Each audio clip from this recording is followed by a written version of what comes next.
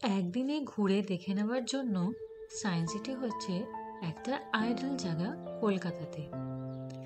এখানে তোমরা সকলে ফ্যামিলি নিয়ে আসতে পারো, পিকনিক করতে আসতে পারো, আর ফটোগ্রাফির জন্য হচ্ছে আইডল জায়গা। এই শীতকালে প্রচুর ভ্যারাইটিস অফ ফুল এখানে দেখতে পাবে, আর যেগুলো খুব সুন্দর করে এইভাবে সাজানো রয়েছে। তো আমার তো জায়গাটা দেখে ভীষণই ভালো লেগেছে। এই যে দেখো সায়েন্স সিটি লেখা, সামনে ওই সুন্দর ফুলের বাগান দিয়ে সাজানো, আমার তো দেখে মনে হচ্ছে সারাক্ষণ এখানে দাঁড়িয়ে শুধু ফটোই তুলে যাই। শুধু আমি কেন, এখানে কিন্তু যারাই আসছিল তারাই কিন্তু সময় নিয়ে ফটো তুলছিল। সায়েন্স সিটির এন্ট্রান্সে ঢুকেই এরকম সুন্দর একটা ঝিল চোখে পড়বে।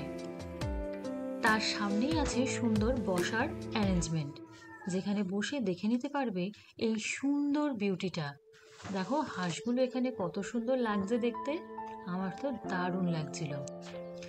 এই ঝিলটাকে পুরো ঘিরে এরকম করে নারকেল গাছ সারি সারি সাজানো, ঠিক যেন মনে হচ্ছিল নারকেল গাছগুলো এই ঝিলটাকে পুরো ঘিরে রেখেছে। এই সুন্দর বিউটিটাকে উপভোগ করতে করতে সামনের রেস্টুরেন্ট থেকে তোমরা লাঞ্চ করে নিতে পারো। যারা পিকনিক করতে আসবে তারা তো ওপেন এয়ারে খেতেই পারো, তবে তার আগে এখানে বুকিং করে নিতে হবে।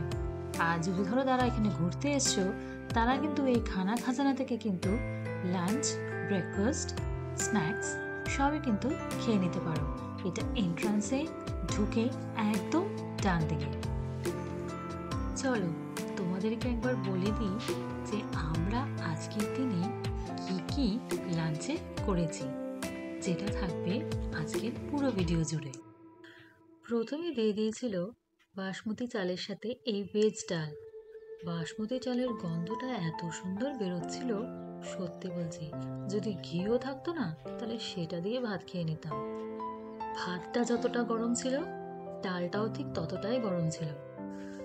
তো ডালটা খেতে এতটাই ভালো হয়েছিল, আমি বললাম আমাকে আরেকবার একটু ডাল দিতে, কিন্তু ধরতে পারছিলাম না, এতটা গরম ছিল। তারপরে এরকম সুন্দর সুন্দর লম্বা লম্বা বেগুনি দিয়ে দিয়েছিল। এরকম ধরনের বেগুনি ভেজ ডালের সাথে খেতে কিন্তু অসাধারণ লাগে। আশা করি আমাদের মতো বাঙালিদের সবাই কিন্তু এই ভেজ ডালের সাথে আয়দার এরকম ধরনের বেগুন ভাজা অথবা বেগুনি, দুটোর মধ্যে একটা কিন্তু ভীষণভাবে ভালো ভালো লাগে। সাথে এরকম কাঁচা লঙ্কা, অসাধারণ কিন্তু, পুরো জমে যাচ্ছে ব্যাপারটা। ভাত, ডাল, বেগুন ভাজা সাথে কাঁচা লঙ্কা শেষ করতে না করতেই পড়ে গেল এই ভেটকির পাতুরিটা। ভেটকির পাতুরিটা সর্ষে দিয়ে কিন্তু দারুণ বানিয়েছিল, দারুণ। আমি কিন্তু একটা জায়গায় দুটো নিয়ে নিয়েছিলাম, এতটাই ভালো লেগেছিল। আর সর্ষে বাটা দিয়ে এই ধরনের ভেটকি মাছ কিন্তু খেতে সত্যি বলছি মানে ভীষণভাবে জমে গেছিল। কেন বলতেই আরেকটা কিন্তু তারা এসে ভেটকির পাতুরি দিয়ে গেল। এই কলা পাতায় মোড়া এই ভাবে এই ভেটকি মাছ কিন্তু দারুণ লাগে।